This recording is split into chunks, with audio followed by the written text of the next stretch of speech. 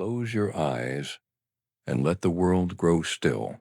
Imagine an empire so vast that the sun never fully set upon it, stretching from the frozen shores of the Baltic Sea to the distant edges of the Pacific, from the Caucasus Mountains in the south to the Arctic tundra in the north. This was Russia, and for 34 years one woman held all of it in her hands. She was not born Russian. She was not born into power. She was not even born into wealth. And yet, by sheer force of intellect, discipline, and an almost inhuman patience, she became the most powerful monarch of the 18th century. Not merely a queen, not merely an empress, but what the philosophers of her age called an enlightened autocrat, a ruler who governed not only by divine right, but by reason itself. Her name was Catherine II, and history would call her Catherine the Great. What does it mean to be truly great? Not in legend, but in measurable, permanent fact. It means the map of an entire continent shifts because of your decisions. During her reign, the Russian Empire expanded by roughly 520,000 square miles. That is a territory larger than France, Germany, and Spain combined. Absorbed, administered, and transformed within a single lifetime dot. It means the laws that govern millions are written by your own hand. In 1767, she drafted the Nakaz, the Great Instruction, a monumental legal document of over 500 articles, drawing directly from the works of Montesquieu and Beccaria, attempting to modernize the entire Russian legal code from its medieval foundations. It means the greatest art collection on the continent begins because of your obsession. What she started as a private gallery in 1764, the small Hermitage attached to the Winter Palace, would eventually grow into one of the largest and most celebrated museums in all of human history. She purchased the collections of entire European capitals: Rembrandt, Raphael, Van Dyck, Rubens, brought to St. Petersburg by imperial decree, and it means a woman who arrived in Russia as a shy, 14-year-old German girl, speaking not a word of the language, knowing not a single face at court, would die decades later as the undisputed sovereign of 190 million souls. How does a story like that begin? It begins in a cold, unremarkable town in the Kingdom of Prussia, with a little girl named Sophie, and a letter that would change everything. Suggest topics for new videos in the comments and subscribe to the channel. Sleep stories, sleep dream are released here every day. She was born on the 2nd of May, 1729, in the city of Stettin, a modest garrison town on the cold banks of the Oder River in the Kingdom of Prussia. The city was quiet, practical, unyielding, and in that way, it was a fitting place for a child who would become one of the most formidable rulers the world had ever known. Her name, at birth, was Sophie Friedrich August von Anhalt-Zerbst, a long name for such a small girl. Her father was Christian August, a minor Prussian prince, a man of duty and discipline, who commanded the regiment stationed in Stettin with quiet, methodical care. Her mother was Johanna Elizabeth of Holstein-Gottorp, a woman of grand ambitions, restless energy, and a persistent, knowing dissatisfaction with the smallness of her circumstances. It was a household defined by order, by expectation, and by the careful management of limited resources. What kind of childhood does a future empress have? Not, it turns out, a particularly comfortable one.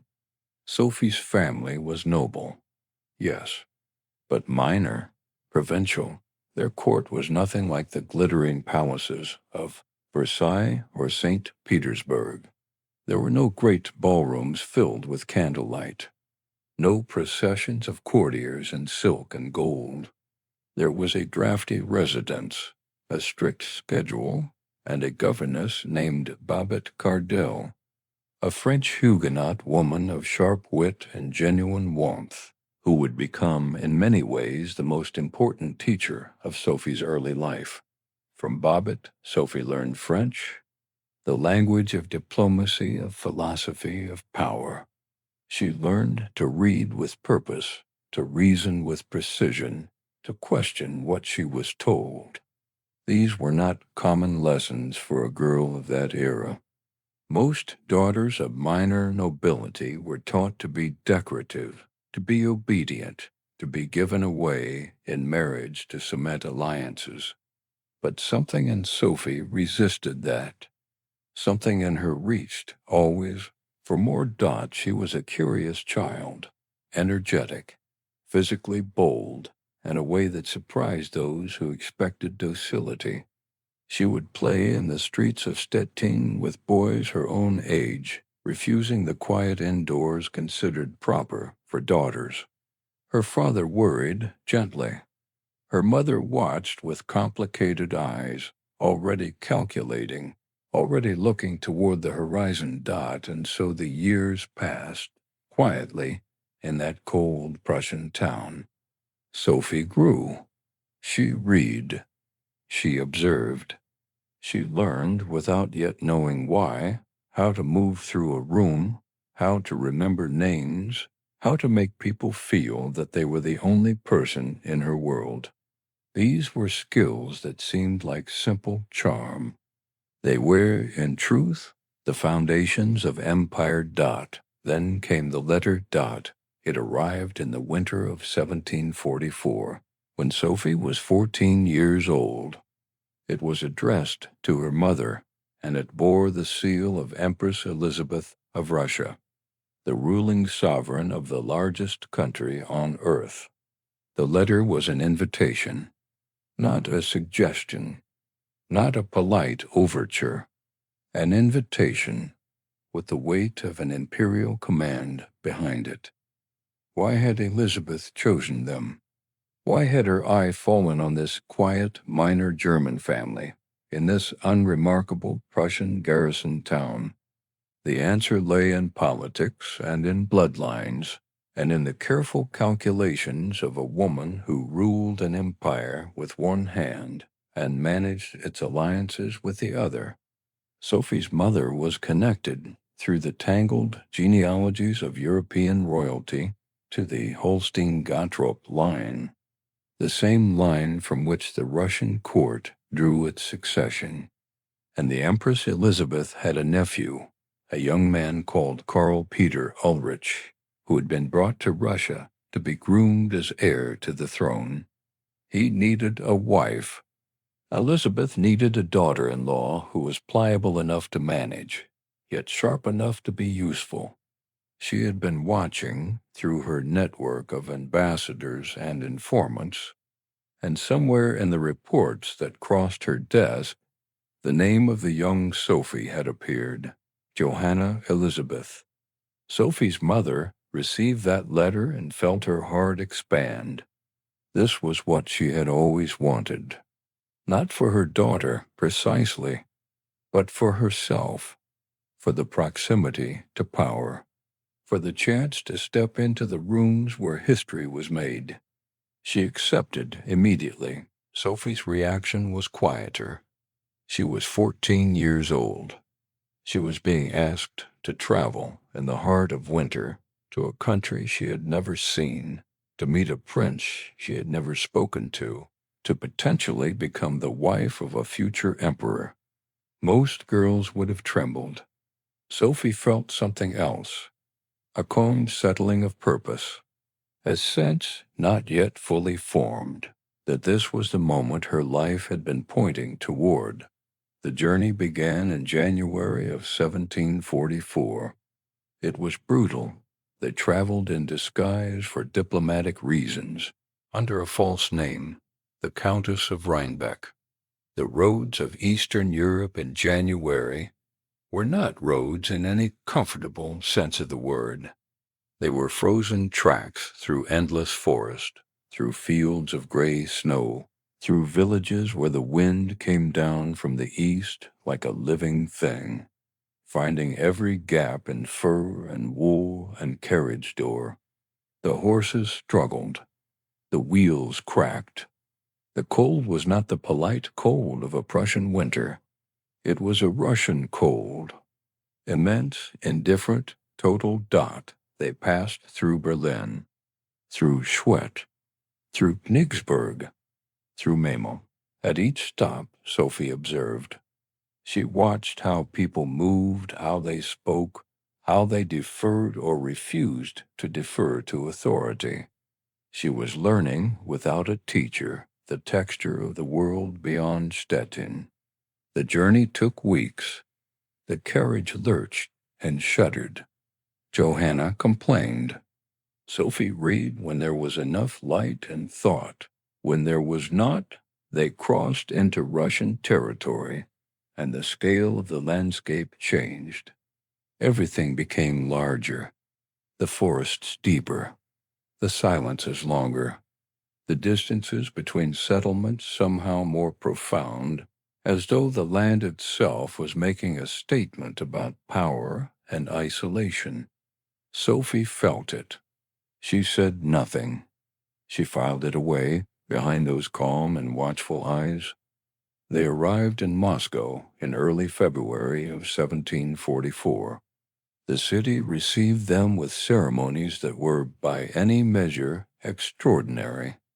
There were processions. There were banquets. There were hundreds of candles in rooms that seemed designed to make the human body feel small.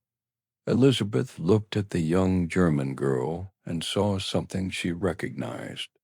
Ambition held very still.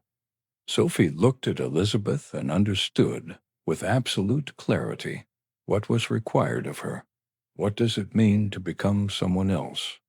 To shed a name, a faith, a language, and put on new ones, like a garment chosen for you by someone with more power than you will ever question. Sophie found out. She began studying the Russian language with ferocious intensity, rising before dawn to work with her tutors, refusing sleep, pushing herself so hard that she suffered a severe illness. Pleurisy, it was believed, a dangerous inflammation that brought a genuine fear of her death to those around her. When the doctor suggested calling a Lutheran pastor to her bedside, Sophie refused. She asked for the Orthodox priest instead. It was her first great political act, and she was not yet 15 years old. She recovered, and in June of 1744, in the Cathedral of the Assumption in Moscow, Sophie Friederike August von Anhalt-Zerbst was received into the Russian Orthodox Church. She renounced the faith of her birth. She took a new name, Ekaterina Alexeyevna, Catherine. The ceremony was long and solemn, and the cathedral smelled of incense and beeswax and centuries. Catherine stood through all of it and spoke her responses in Russian, without an accent that anyone present could find fault with. The court was stunned. Empress Elizabeth wept. The people who had gathered whispered to one another. Who was this girl? Where had she come from? She had come from Stettin, but she was no longer from anywhere except Russia. The betrothal to Grand Duke Peter followed almost immediately. Peter was 17 at the time of their formal engagement, a thin, nervous young man with sharp features and restless eyes. He had been born Karl Peter Ulrich, a German prince, brought to Russia against his nature, forced to convert, forced to study, forced to inhabit a role he neither wanted nor understood. He loved Holstein. He loved Prussian military drills, toy soldiers, the precise geometry of parade formations. Russia baffled and frightened him. He never truly learned the language. He never truly arrived. Catherine observed her future husband with the same quiet, careful attention she brought to everything. She saw his volatility, his immaturity, his deep loneliness. She did not despise him for it. She felt, in the beginning, something close to compassion.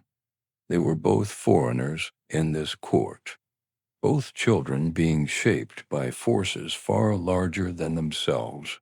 The wedding was held on the 21st of August, 1745, in the Cathedral of Our Lady of Kazan in St. Petersburg. Catherine was 16 years old. She wore a gown of silver and white, and her hair was dressed in the Russian fashion.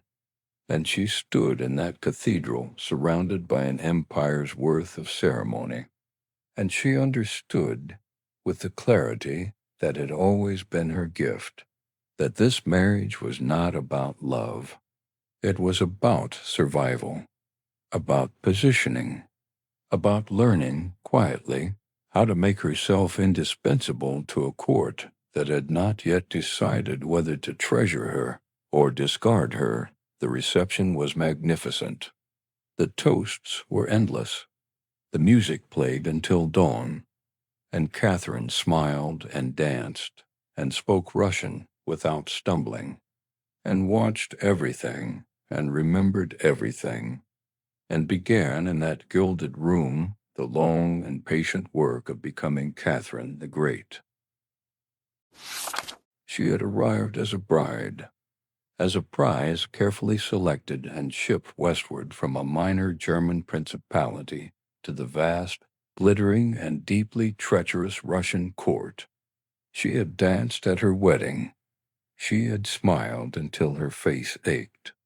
She had spoken Russian without stumbling, and the assembled nobility had nodded their approval, and the candles had burned low, and the music had faded, and then the doors had closed behind her, and the world she had entered, that world of gilded corridors and whispered judgments, became something else entirely. Not a stage, a cage. The court of Empress Elizabeth was magnificent in the way that a trap can be magnificent. The furniture was French. The chandeliers were Venetian. The gowns were impossibly embroidered, the food impossibly rich, the ceremonies impossibly long. And within all of that impossible richness, Catherine, the Grand Duchess, was nothing. She was a vessel, a foreign girl expected to be quiet, to be fertile, and to disappear into the wallpaper of dynastic obligation. What does it feel like to be watched every hour of every day, and yet to be entirely invisible? She knew. She felt it from the very first morning after her wedding, when she woke in the palace of Empress Elizabeth and understood that her rooms were not her own, that her letters were read before they were sent, that her attendants reported to the Empress, that every word she spoke was weighed and measured against her continued usefulness. She was 17 years old, and already she was learning the first great lesson of survival at the Russian court. Show nothing. Feel everything, but show nothing. Her husband, the Grand Duke Peter, did not help her learn this lesson. He had no interest in learning it himself. Peter Fedorovitch, the heir to the Russian throne, was a man trapped in the body of a boy, and that boy had never stopped being a child from Holstein, obsessed with toy soldiers. He was not cruel to Catherine, precisely. He was simply indifferent. He preferred the company of his Prussian officers, his mechanical fortresses built from wood and string, his copies of Prussian military manuals, to the company of his wife. He drilled his tiny regiment of Holstein soldiers in the palace courtyard with such rigidity, such passionate attention to Prussian formations and Prussian commands, that the Russian court watched him with a growing unease that was not quite contempt and not quite pity, but something of both. He adored Frederick the Great of Prussia with a devotion that bordered on worship, collecting portraits of the Prussian king as though they were sacred icons, speaking of him at dinner with a reverence he never offered to God or to the Empress whose throne he stood to inherit. And so Catherine was alone, not merely abandoned, but systematically, structurally, institutionally alone. Empress Elizabeth did not trust her. The Russian Orthodox clergy watched her converted faith with skepticism. The senior courtiers saw in her only the instrument of succession, and once that instrument failed to produce a child in the early years of the marriage, her value plummeted in the cold arithmetic of palace politics. She was not invited to the councils. She was not consulted on affairs of state. She was permitted to attend court functions so that she could be observed, assessed and found again and again, either adequate or wanting. Where does a mind like Catherine's go when every door of consequence is locked against it? It goes inward, and then it goes to books. The palace library was her first real refuge. Not the ornate public library displayed to foreign dignitaries, but the working collection, the shelves of serious philosophy and history that accumulated in the quieter rooms of the palace. She began reading with the desperation of the genuinely isolated, and she read without stopping, without restraint, without any guide except her own hunger. She moved through histories of Russia because she understood that she would never truly belong to this country unless she understood its past. She moved through French literature, which was the language of European civilized conversation. And then she found the philosophers, the thinkers of what France and Germany and England were beginning to call the Enlightenment, the men who asked, with extraordinary boldness for the age, whether power required justification, whether governance required consent, whether the structure of society was fixed by God or merely by habit, and habit could be broken. She read Montesquieu's The Spirit of the Laws with her whole attention. His analysis of how the three forms of government, republic, monarchy, and despotism, each carry within them the seed of their own corruption, gave her the peculiar electricity of recognition. Here was a man writing about power as a system, a structure with laws and tendencies, rather than a divine inheritance. She read Voltaire, his histories, his essays, his withering criticisms of the church, his insistence that reason was the only honest instrument of human improvement. She read in and thought about Russia, about the church's grip on the peasantry, about the absence of written law, about the vast, ungoverned distances of this empire she was supposed to one day help to rule. She was not passively absorbing ideas. She was constructing herself deliberately, carefully, in the silence of those library rooms. She was building an intellectual architecture that would eventually support the weight of an empire. She took notes. She wrote long letters to her mother, to acquaintances in Germany, framing her observations in neutral terms but sharpening her analytical instincts with every word she committed to paper. And all the while she watched. She watched the court with the concentrated attention of someone who knows that their survival depends on understanding the landscape around them. She observed which courtiers held real influence and which held only titles. She observed who had access to Empress Elizabeth in the morning, before the official audiences began, and she understood that morning access was worth more than any formal rank. She observed the Imperial Guards, the Preobrazhensky Regiment, the Semyonovsky, the Izmailovsky. These were not merely ceremonial soldiers in magnificent uniforms. They were the armed force that had placed Elizabeth on the throne, that sudden midnight coup of 1741. When Elizabeth had walked into the barracks and asked the guardsmen if they recognized her as the daughter of Peter the Great, they had. They had followed her, and they had made her empress by morning. Catherine understood the lesson. The guards were the hinge upon which the Russian throne swung. She began very quietly to make herself known to them, not through formal ceremony, but through small, deliberate gestures. She remembered names. She acknowledged officers when she passed them in the corridors. She learned the regimental histories and mentioned them in conversation. She cultivated other alliances with the same patience.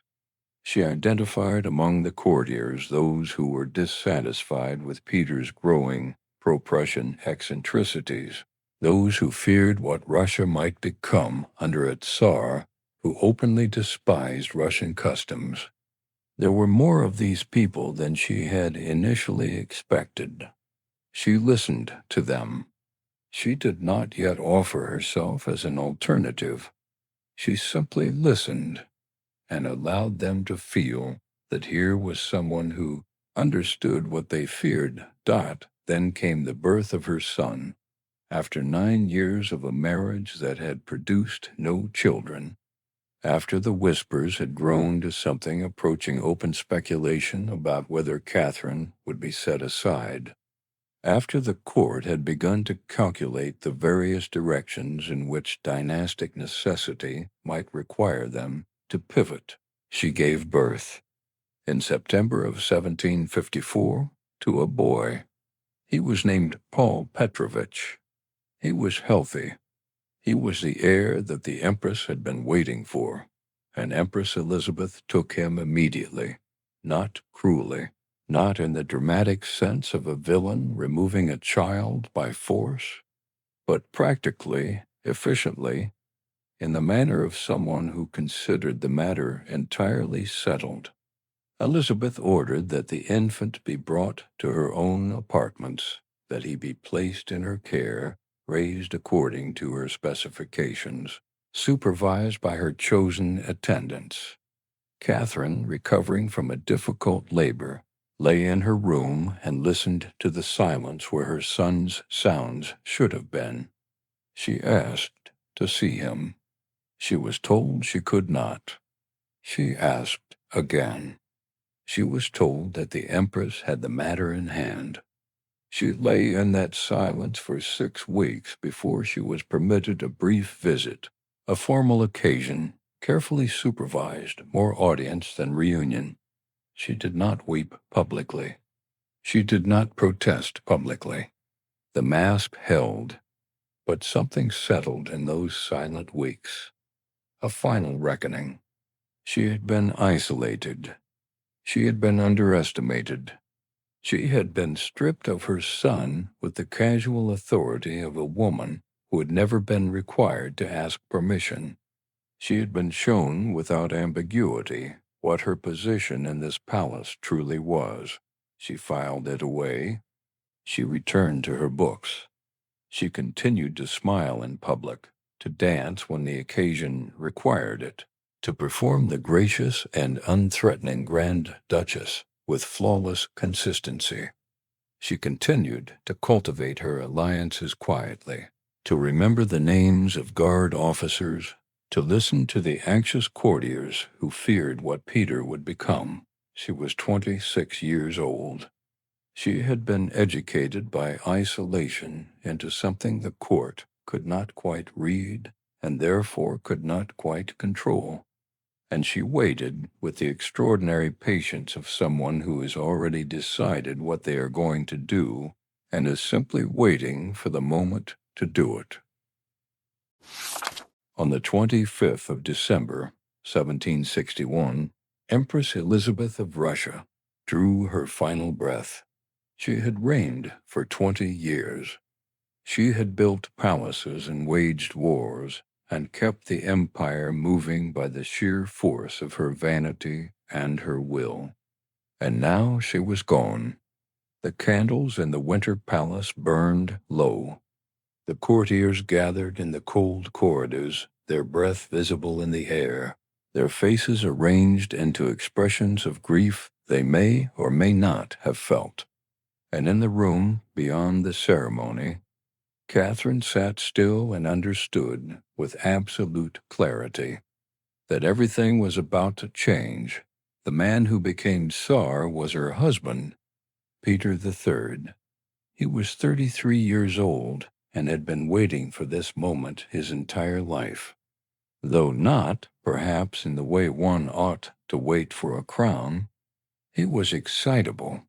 He was impulsive. He drank too much. He played with toy soldiers while his wife read philosophy, and he made no particular effort to conceal his contempt for the country he was now called to rule. He had been born Karl Peter Ulrich of Holstein-Gottorp, a German prince of minor significance, and Russia had never fully taken root in him. He still preferred Frederick the Great of Prussia to any Russian general, and he did not hide it. One might ask, then, what does a man do when he inherits an empire he does not understand and does not love? He does exactly what Peter did. He begins immediately to undo everything his predecessor carefully built. Within weeks of ascending the throne, Peter issued what became known as the Manifesto of the Nobility, releasing the Russian nobility from their obligatory state service. This was, on the surface, a popular gesture, but it was accompanied by decisions so startling, so deeply offensive to the people who held actual power, that the goodwill evaporated almost as quickly as it was granted. He withdrew Russian troops from the 7 Years' War at the precise moment Russia held the advantage, returning all conquered Prussian territory without condition, without negotiation, without recompense of any kind. This single act, this bizarre and inexplicable gift to Frederick the Great, was received in St. Petersburg like a blow across the face. The army was humiliated. Officers who had buried their men in Prussian soil looked at their new Tsar and felt something shift beneath them. And still Peter continued. He announced his intention to secularize the lands of the Russian Orthodox Church, stripping the clergy of estates they had held for centuries. He conducted Lutheran ceremonies with visible preference. He openly mocked Orthodox ritual. He dressed his personal guards in Prussian-style uniforms and required them to drill in the Prussian fashion, as though he were staging a small performance of the court he wished he belonged to. The church grew cold toward him. The army grew colder still. The Guards regiments of St. Petersburg, the very men who protected the throne and whose loyalty was the physical foundation of autocratic power, looked at their sovereign and began, quietly, to have another kind of conversation. Catherine was watching all of this. She had always been watching. She understood, perhaps better than anyone in the capital, that power in Russia was not inherited. It was seized and then held by force of perception. Elizabeth herself had taken the throne in a single night with the help of 300 grenadiers. The precedent had been set long before Catherine arrived. The question was not whether someone could take the throne from Peter. The Question was whether she had the nerve to do it herself. She had been thinking about this for months, perhaps longer. The men who would help her were the Orlov brothers, and chief among them was Gregory Orlov. He was 30 years old, an officer of the Izmailovsky Guards, broad-shouldered and ferociously devoted to Catherine in a way that was both personal and political. He had been her lover for some time, and in the final months before the coup, he had been her most critical instrument. It was Gregory who moved through the barracks of St. Petersburg in the winter and spring of 1762, speaking quietly in the rooms where officers gathered, testing loyalties, making promises, describing a future that looked different from the one their current Tsar was building. His brother, Alexei Orlov, was equally essential. Where Gregory moved in the world of sentiment and persuasion, Alexei was blunter, more physical, more willing to stand at the edge of violence and not blink. Together they wove a network through the Guards regiments, regiment by regiment, officer by officer, until the conspiracy had the texture not of a plot, but of a consensus. What was being planned was not a murder and not quite a revolution. It was something the Russian court had grown almost accustomed to, a correction, a reordering of the succession by those who had decided that the current arrangement was intolerable. Catherine managed her private affairs in secret through these months, a feat that required a level of composure that is almost impossible to imagine. She attended court functions. She received visitors. She wrote letters. And underneath the composure, the calculation ran continuously, patient and cold and absolutely clear. The coup came in the early hours of the 28th of June. 1760-2. Peter was at Peterhof, the summer palace that sat on the Gulf of Finland, some 30 versts from the city. Catherine was at a separate estate, Mon Plaisir, also near Peterhof. In the darkness of that early morning, Alexei Orlov appeared at her door. He told her in a few words that the moment had arrived. One of their conspirators had been arrested, or was about to be. The timeline had collapsed. They had to move now. Catherine rose. She dressed simply, in black, for she was still technically in mourning for Empress Elizabeth. She climbed into a carriage and they drove toward the city in the gray light before dawn. And somewhere on that road the last hesitation, if she ever had any, must have dissolved. She was going to become Empress or she was going to be imprisoned. There was no longer any middle position. In St. Petersburg, the Izmailovsky regiment was waiting. When Catherine arrived and stepped from the carriage, the soldiers gathered around her.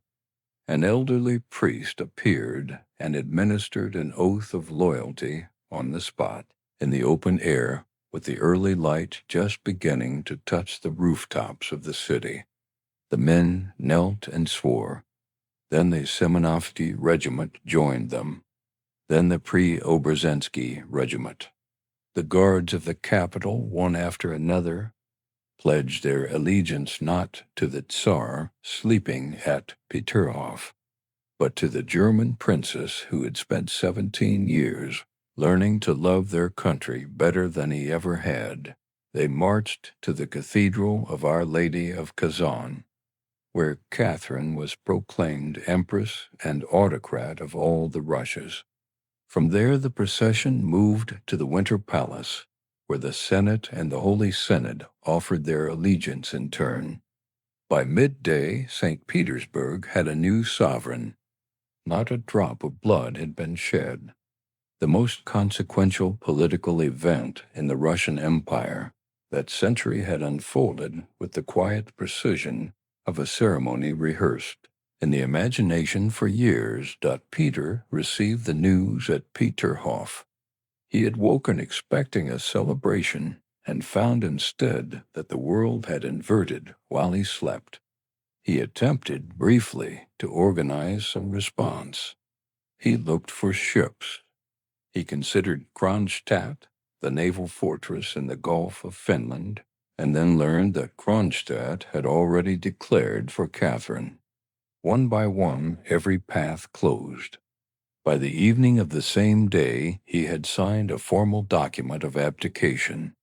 He was escorted under guard to the small estate of Rapsha, some 20 miles from the city. 6 days later, Peter III was dead. The official account would describe a sudden illness.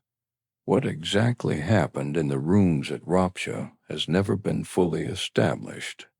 What remained was a body, a brief announcement, and a silence the court understood not to press upon too firmly. The coronation of Catherine II took place in Moscow, in the Cathedral of the Dormition, on the 22nd of September, 1762. She was 33 years old. She wore a gown of silver-embroidered silk and a crown that had been newly made to fit her.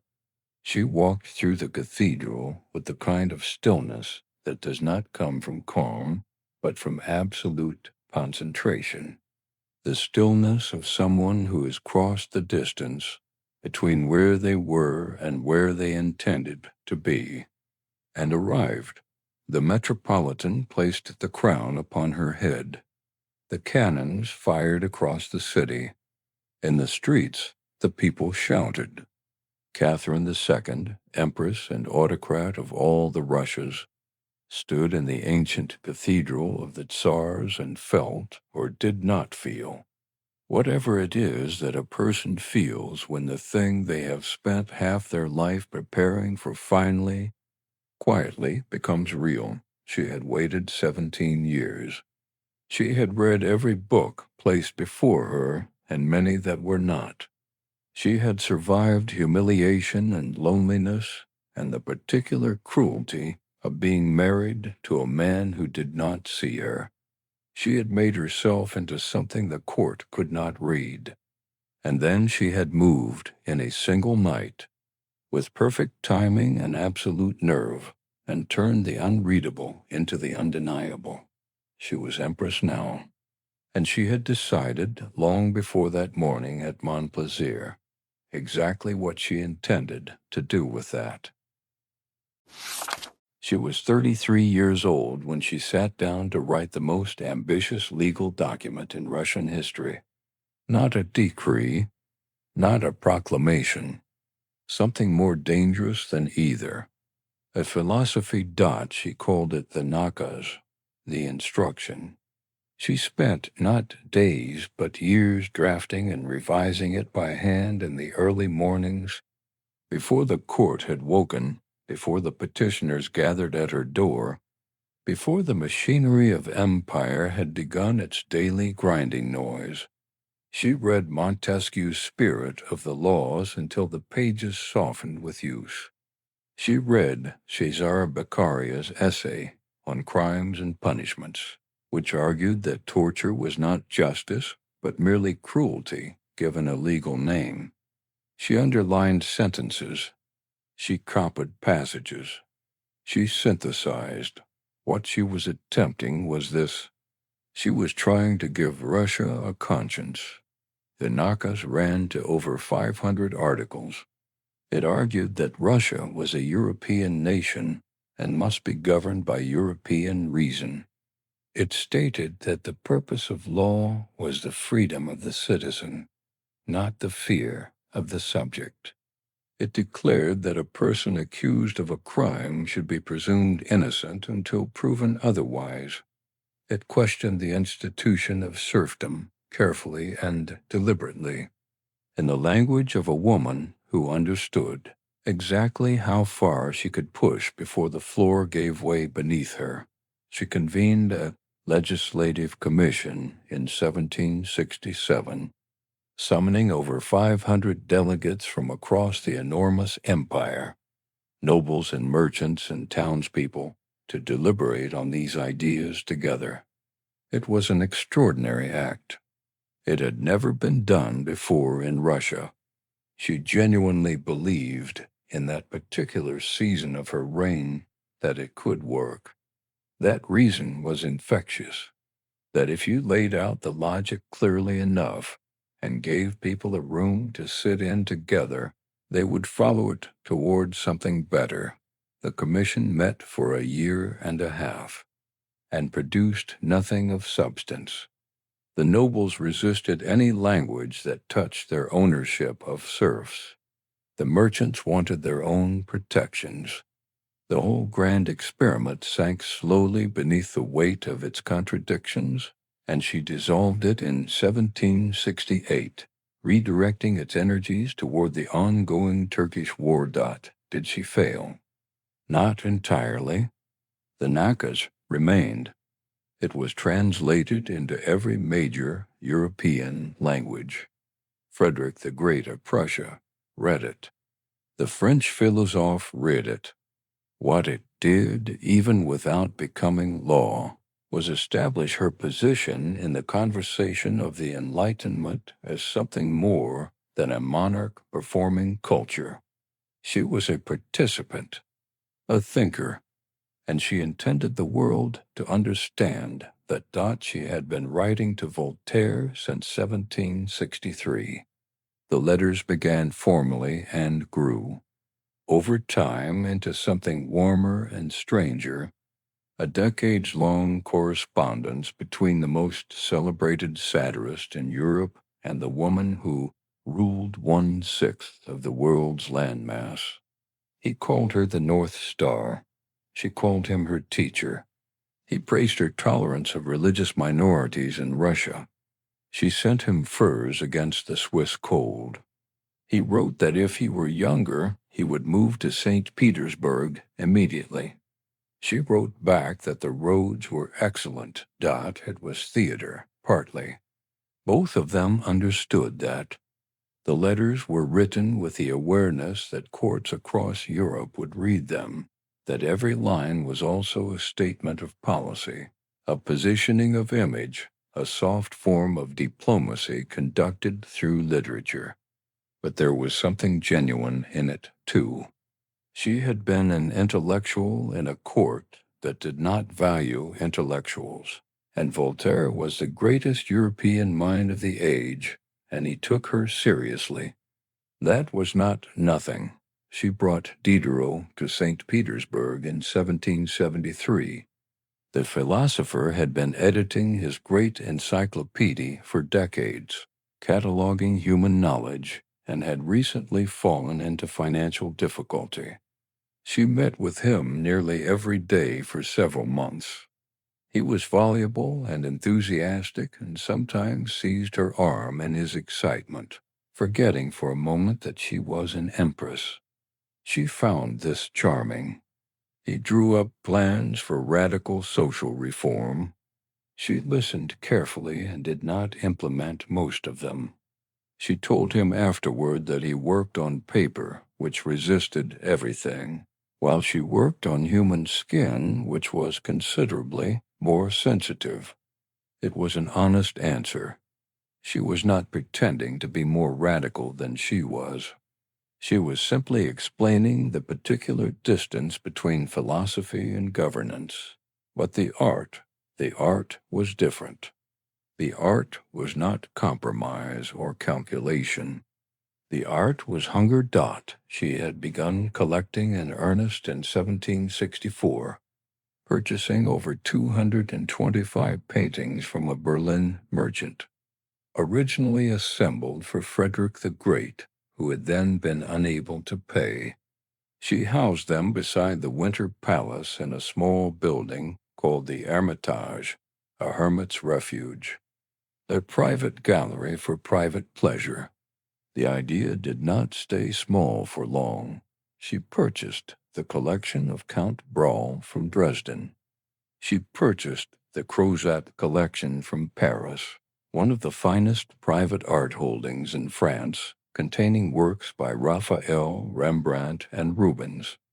She purchased the Walpole collection from England, 380 paintings from Houghton Hall, over the loud protests of the British Parliament, which could not believe that a foreign empress was dismantling one of England's great artistic inheritances and shipping it east across the continent. She did not stop. She kept agents in every major European city whose sole purpose was to inform her when significant collections became available. By the time of her death, the Hermitage would hold over 4,000 paintings, 38,000 books, and tens of thousands of drawings and engravings. She had built one of the great museums of civilization in a city that was itself only 60 years old. And then, in 1773, while she was sitting with Diderot discussing the ideal republic, the south of Russia began to burn. His name was Yemlian Pugachev, a Cossack from the Don region who had fought in the Turkish campaigns, deserted, been flogged, and escaped from prison. He appeared on the Yake River in the autumn of 1773, claiming to be Peter III, Catherine's dead husband, miraculously returned. It was a preposterous claim to anyone who had known Peter.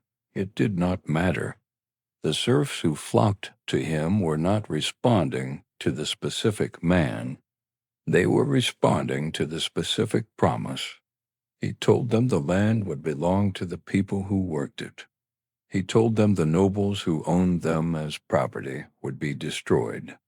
He told them that freedom was not a philosophical concept discussed in palaces, but a Cossack on a horse with a proclamation in his hand. Tens of thousands joined him, then hundreds of thousands. The rebellion swept through the Volga region and the Ural Mountains with a ferocity that shocked the empire. Fortresses fell. Nobles were hanged from their own gates. The governor of Kazan fled the city before the rebel forces arrived. By the summer of 1774, Pugachev held more territory than some European nations. She had been corresponding with Voltaire about justice. She had been talking to Diderot about the rights of the common man, and now the common man was rising, and he was not doing it through petitions or commissions. He was doing it with fire. How did she respond? Not as a philosopher. As an autocrat, she sent her best generals. She sent Alexander Suvorov to coordinate the suppression. She mobilized regular army units from the Turkish front. She did not negotiate. She did not offer broad amnesty. She pursued the rebellion to its complete extinction. Pugachev was betrayed by his own lieutenants in September of 1774 and brought to Moscow in an iron cage. In January of 1775, he was executed in Bolotnaya Square. She had ordered the execution carried out without prior torture, a mercy that was noted by the European press as evidence of her enlightened character. The substance of her response remained entirely brutal. What did she do in the aftermath? She did not liberalize. She did not soften the conditions that had produced the uprising. She reorganized Russia's provincial administration in 1775, creating 50 new provinces with strengthened noble control at the local level. She formalized the authority of the serf-owning class, binding the peasantry more firmly than ever to the land and to the men who owned it. The Nakaz's unresolved questions about serfdom were buried under layers of new administrative structure. The Nakaz was still printed. Voltaire still sent letters. The Hermitage still grew. But the Pugachev rebellion had drawn a line through her reign that could not be undrawn. On one side, the enlightened Empress who wrote carefully about the freedom of citizens. On the other, the autocrat who understood, with cold and absolute clarity, that an empire this large, resting on this much forced labor, could not be reformed by reason alone from the top, and could not be allowed to reform itself from the bottom by force. She was 50 years old in 1782. She had built a library and a museum and a legal philosophy, and she had suppressed a revolution that came terrifyingly close to consuming everything she had built. She had learned, at the cost of 100,000 lives, the lesson that power always teaches those who hold it long enough, that the ideals you carry into power and the actions that power requires are not the same country, and that governing means living every single day in the distance between them. There is a particular kind of woman who, after surviving everything the world has thrown at her, stops flinching. She does not become cold. She becomes deliberate. She becomes strategic in a way that is almost geological, the way a river becomes strategic, cutting not through force alone, but through patience, through direction, through the refusal to stop. Catherine was 51 years old when the second major war with the Ottoman Empire ended, and the empire she had inherited was no longer the empire she now ruled. She had expanded it. She had bled it. She had argued, maneuver by maneuver, that Russia was not merely a northern kingdom looking inward at its forests and frozen rivers, but a southern empire with legitimate claims to warm water, to open sea, to the ancient coasts of civilizations older than Moscow itself. How does a landlocked ambition become a naval empire? Through war, through sustained, grinding, brilliant war. The First Russo-Turkish War had begun in 1768, when Catherine was only in her 9th year of rule, and it ran for 6 years. The Ottomans, long dominant in the Black Sea region, had declared war expecting to contain this northern empress. They were mistaken. Russian forces under her generals swept through Moldavia and Wallachia. The Russian fleet, under the command of Admiral Gregory Spiridov, sailed not from the Black Sea, but from the Baltic, traveled around the entire continent, entered the Mediterranean, and destroyed the Ottoman fleet in a single night at the Bay of Kesma in 1770. The battle lasted hours. The Ottoman fleet was annihilated.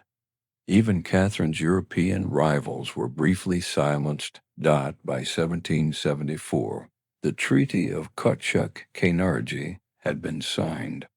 The terms were a transformation. Russia gained territories along the northern Black Sea coast. More importantly, the Crimean Khanate, which had for centuries served as an Ottoman vassal, was declared independent. It was a legal fiction Catherine intended to make permanent. The Crimea, freed from one master, was now available to be claimed by another. What does it mean to want something so specific as a piece of coastline? It means understanding that geography is destiny. It means understanding that a country without warm water ports is a country that freezes in winter, that cannot project power in the seasons that matter most. It means understanding that the Black Sea was not simply water. It was the key to the Mediterranean, and the Mediterranean was still the center of the world. She understood this, and she was not alone in understanding it. Gregory Alexandrovich Potemkin had entered her life in 1774, arriving not as a stranger, but as a man she had noticed years earlier and finally drawn close. He was tall, physically imposing, one-eyed from a duel that had cost him the sight in his left eye, which he would cover with a dark ribbon in portraits. He was mercurial, brilliant, depressive in the way that some extraordinary men are, prone to long silences and sudden passionate energy. He was 7 years younger than Catherine. He was, in almost every measurable way, her equal. Their romantic relationship burned intensely through 1774 and 1775. She wrote him letters that are extraordinary documents of human intimacy, calling him her student, her teacher, her golden pheasant, her lion. He wrote back with the urgent tenderness of a man genuinely undone. There is evidence that they were secretly married. In a private ceremony likely in 1774 or 1775, a marriage that neither formally declared and that historians have debated for 2 centuries. What is undeniable is that the bond between them outlasted the romance itself, transforming into something rarer and more durable. They became partners. Not merely political allies, not merely lovers, but something the 18th century had no clean word for. He was her chief advisor, her southern viceroy, her field marshal, her co-architect of empire. She trusted him with her vision in a way she had trusted no one else. Other men had been her favorites. Other men had shared her bed in later years, but Potemkin remained.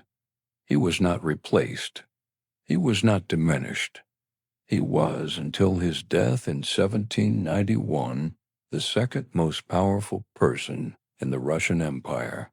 What made their partnership so remarkable? It was the scale of their shared ambition.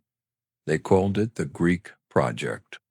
They dreamed openly of expelling the Ottomans from Constantinople, restoring a Christian empire in the East, placing Catherine's grandson Constantine on the throne of a rebuilt Byzantium. It was fantastical.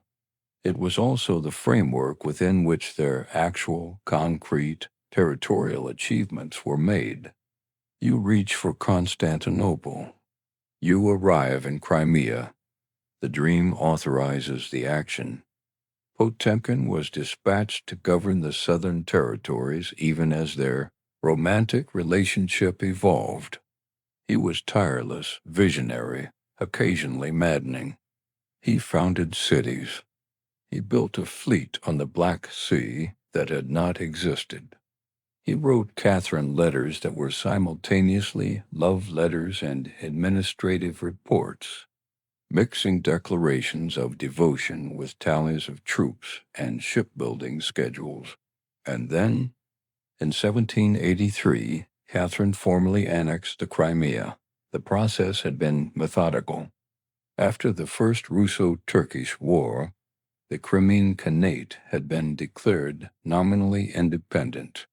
Catherine and Potemkin worked for nearly a decade to bring it within the Russian sphere, supporting a Russian-aligned Khan, undermining Ottoman influence, maneuvering diplomatically and through force until the ground was prepared. When the formal annexation came, it came with a manifesto that spoke of stability, of the suffering of the Crimean people under disorder, of Russia's civilizing responsibility. The language of empire is always the language of rescue. The Second Russo-Turkish War would come from 1787 to 1792, triggered in part by Ottoman outrage over the annexation. Russia would again prevail. The Treaty of Yassy in 1792 would confirm Russian control over the northern Black Sea coast and push the border to the Dniester River. Catherine's southern empire, the one she and Potemkin had imagined over letters and maps and long evenings in the Winter Palace, had been built, but before that second war, before the final confirmation of what had been achieved, there was the journey in 1787. Catherine undertook what remains one of the most theatrical acts of statecraft in the history of the 18th century. she traveled south. She traveled for 6 months from January to July across the length of her newly conquered territories from St. Petersburg to Crimea. The journey involved an enormous entourage, foreign ambassadors, Holy Roman Emperor Joseph II, who joined her along the route, Polish King Stanislaw, Augustus Poniatowski, courtiers, servants, an entire mobile court moving across a frozen and then thawing landscape toward the Black Sea. The flotilla on the Dnieper River was particularly spectacular. Catherine traveled in a gilded barge, surrounded by other vessels, with music playing on the water as they floated south. Cities had been built for her arrival. Roads had been cleared. Potemkin, who organized the entire journey, had prepared the southern territories with the thoroughness of a man who understood that this tour was not merely an inspection. It was a declaration. It was Russia saying to its own people and to the watching courts of Europe that these lands were Russian, that they were developed, that they were permanent. The famous story of the Potemkin villages entered European gossip almost immediately. The story, spread largely by a Saxon diplomat named Georg von Helbig, who was not even present for the tour, held that Potemkin had erected elaborate painted facades along the riverbanks, fake villages with artificial fronts and no substance behind them, to deceive Catherine and her foreign guests into believing the South was more prosperous than it truly was. A theatrical lie performed at enormous expense. The reality is considerably more nuanced and considerably more interesting. Potemkin had indeed moved livestock from village to village ahead of the entourage to create an impression of abundance. There were carefully staged demonstrations of local prosperity. The newly founded cities were presented in their best light, but there were also real cities, genuinely founded and growing, real shipyards, a real fleet in Sevastopol harbor that Catherine and her guests inspected and found genuinely impressive. The simplest version of the Potemkin village story, the one that passed into language as a metaphor for hollow deception, irises the actual accomplishment beneath the spectacle. Catherine saw the Black Sea. She stood in Sevastopol and looked at Russian warships in a harbor that, 2 decades earlier, had flown Ottoman flags. She was 57 years old. She had spent 30 years building toward this moment, not in some symbolic sense, but in the direct, literal sense that every treaty negotiated, every general appointed, every letter written to Potemkin about grain shipments and fortress construction had been one brick in this particular wall. What does an empire feel like when it finally fits the shape of your ambition? Perhaps it feels briefly like enough, and then the maps come out again, and the next frontier appears, and the work continues. She returned north in the summer of 1787. The Second War with the Ottomans began that same year. Potemkin commanded. The cities he had founded continued to grow. The fleet he had built continued to sail. And Catherine, in the Winter Palace, continued to govern an empire that was, by any measure, the largest on earth. The empire did not rest, even as its empress aged. There were still borders to redraw, still old wounds in the West that had never fully closed. Poland, that vast and fractious kingdom wedged between Russian ambition and Prussian calculation, had been a source of turbulence for decades. Catherine had maneuvered within it, installed a king she trusted, and watched as the Polish nobility tore itself apart, through its own ancient privileges and constitutional paralysis. By 1772, the moment had come. Russia, Prussia, and Austria, three powers with converging appetites, reached an agreement. They would not allow Poland to collapse into chaos on their borders.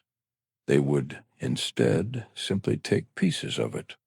The first partition assigned Russia a large swath of the eastern territories, lands where Orthodox populations lived under Catholic governance, lands Catherine framed as liberated rather than annexed.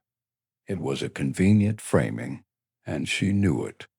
But the map had shifted, and no argument reversed a map.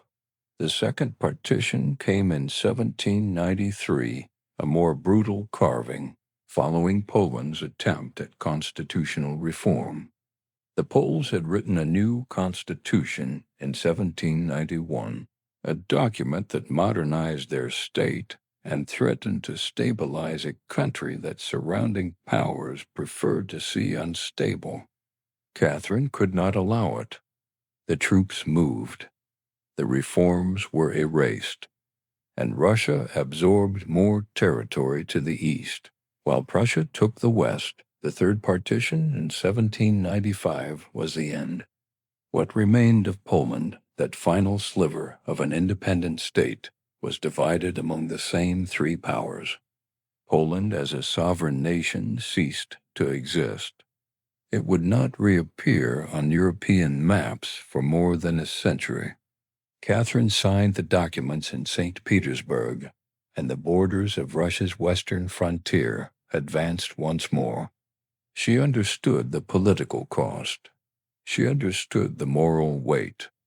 What she believed, or told herself she believed, was that stability required difficult decisions, and that an ordered borderland under Russian administration was preferable to a collapsing, neighbor-feeding foreign adventurism. Then came the news from France.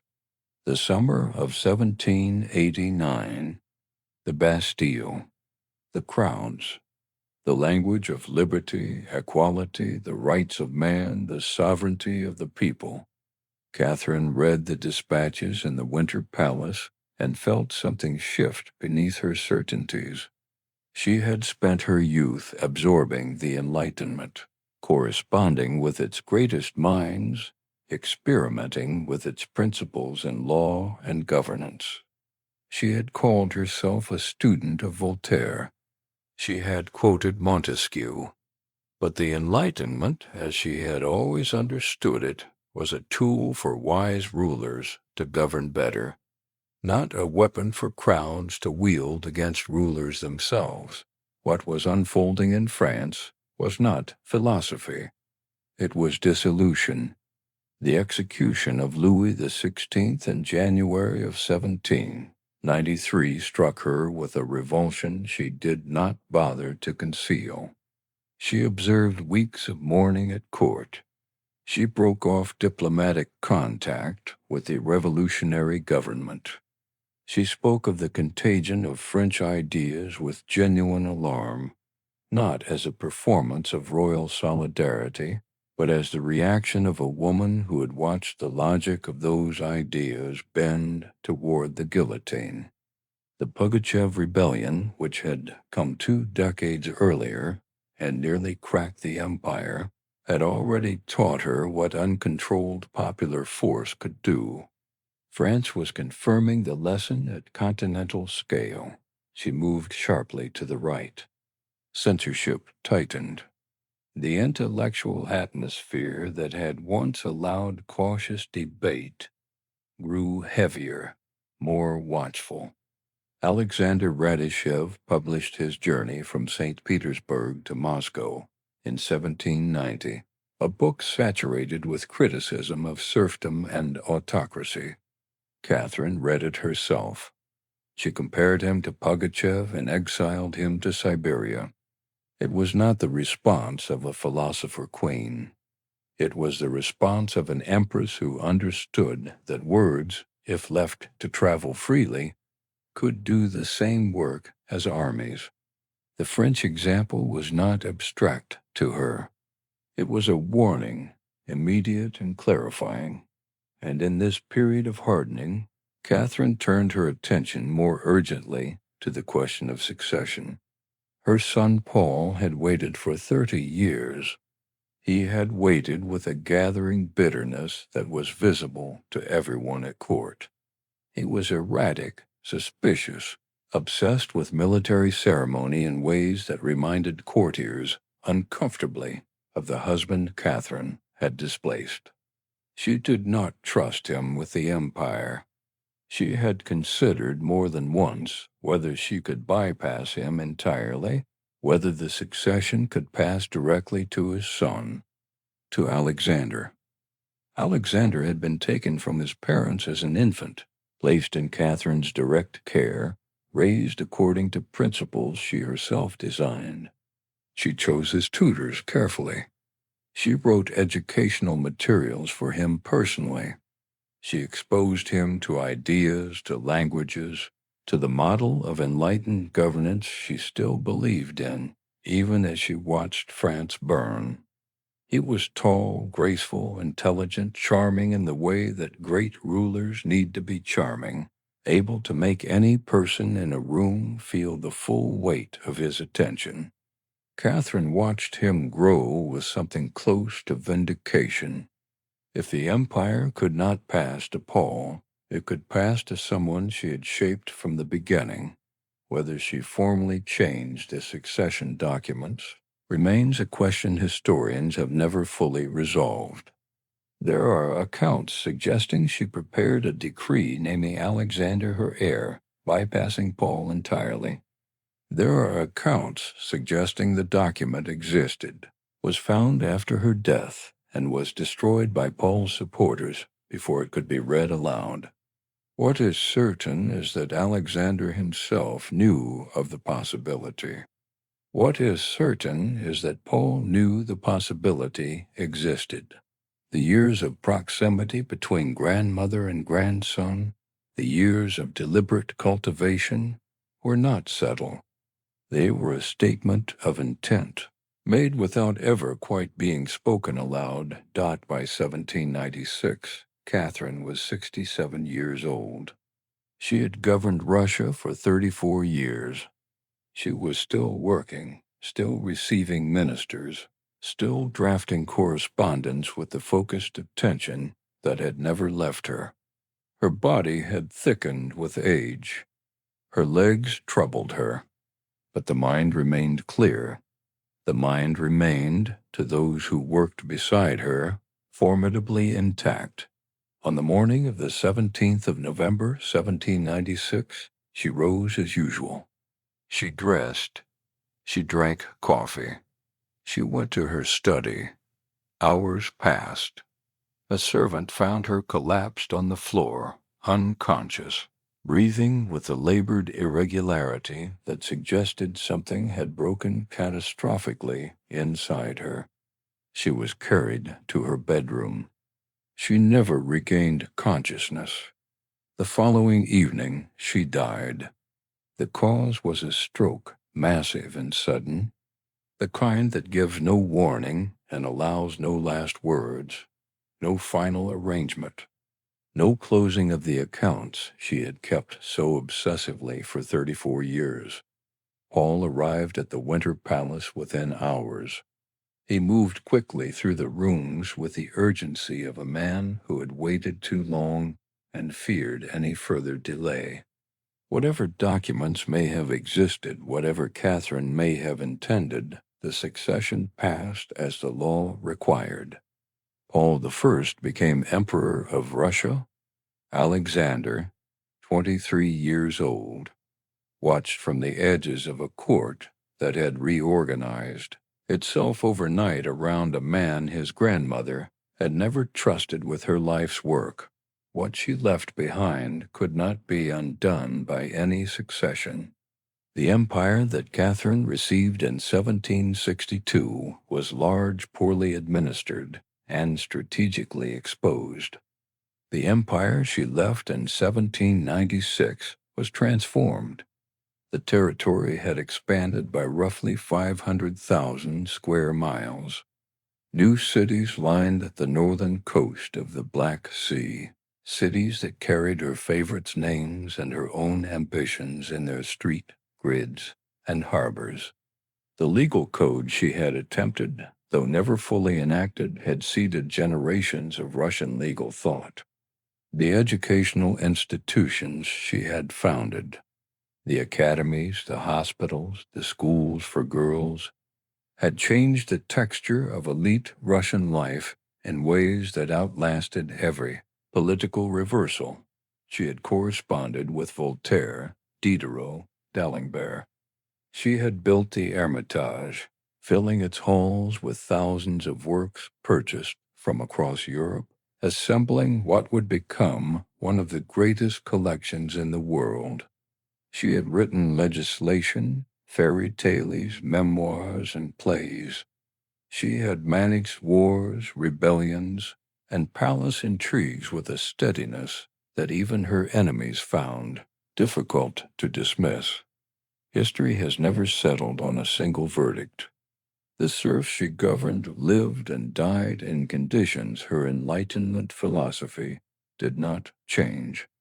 The partitions of Poland were acts of calculated aggression. The exile of Radyshev was fear dressed as judicial order. The expansion of noble privilege under her reign carried costs she rarely acknowledged. And yet, the map of Russia after Catherine is not the map of Russia before her.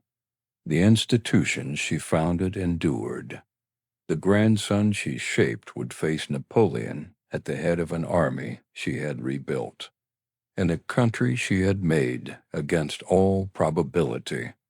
Into one of the decisive powers of the modern world, she died on a November evening in the Winter Palace, in the city her predecessor had raised from marshland, in the empire that had passed through her hands and emerged larger, stranger, and more consequential than she had found it. The candles burned low. The empire continued. Suggest topics for new videos in the comments and subscribe to the channel. Sleep stories, sleep dream are released here every day.